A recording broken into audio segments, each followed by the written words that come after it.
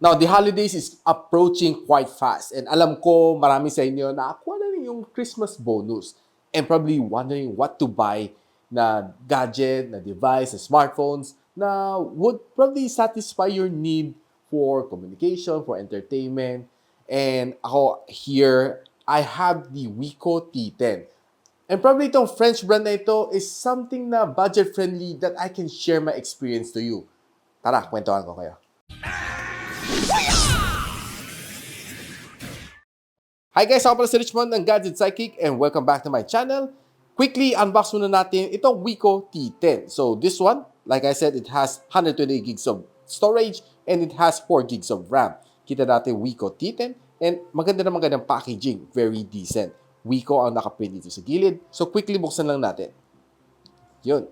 Kita natin outright the phone is here and we can see that ang kanyang camera module is definitely one of the latest design. No? Hindi siya naiiwan. Medyo mukhang iPhone pa ang kanyang camera module dito sa likod. And kita natin meron siya parang triangle dito na design na medyo distinct sa kanya.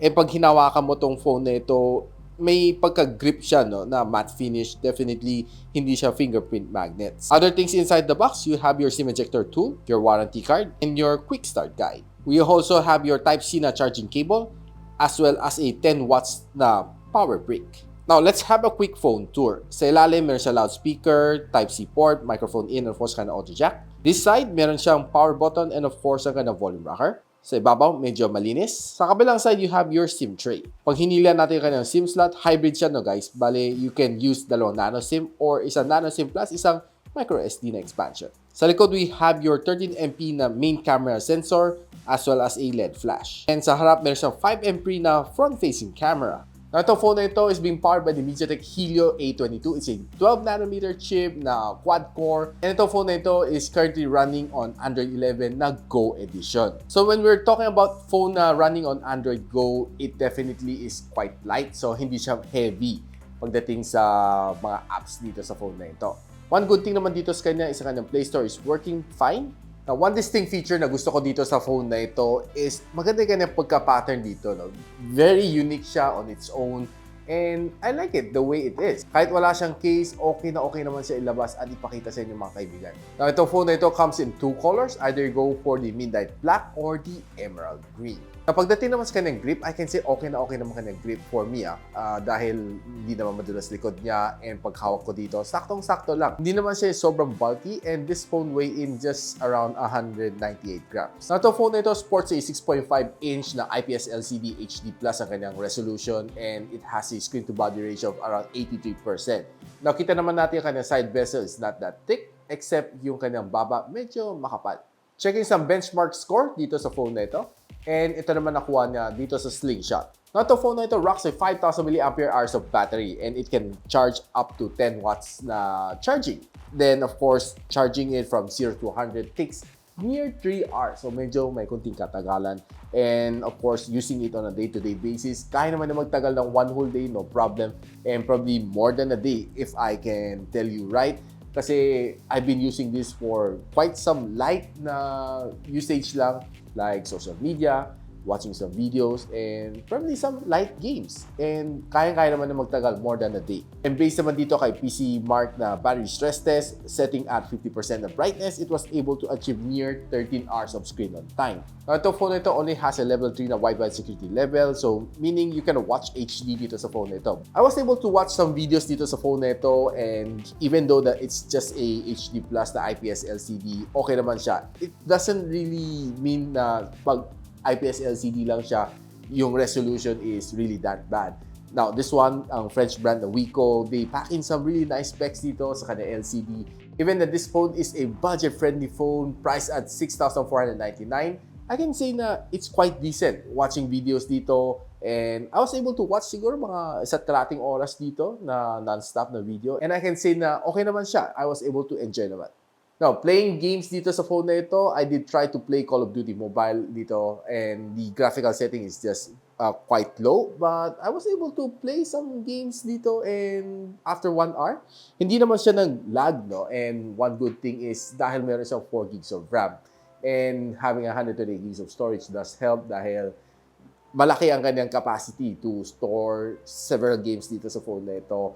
And probably my only suggestion if you want to play some games dito, you might need to lower down your graphical settings para medyo makapaglaro naman kayo ng quite some decent games dito. Browsing on social media like Facebook, TikTok, Twitter, and Instagram, okay naman siya. Mabilis naman ang response niya as long as mabilis naman internet niyo. It doesn't mean naman na pag 60 Hz of screen refresh rate is quite slow, but this one, okay naman siya.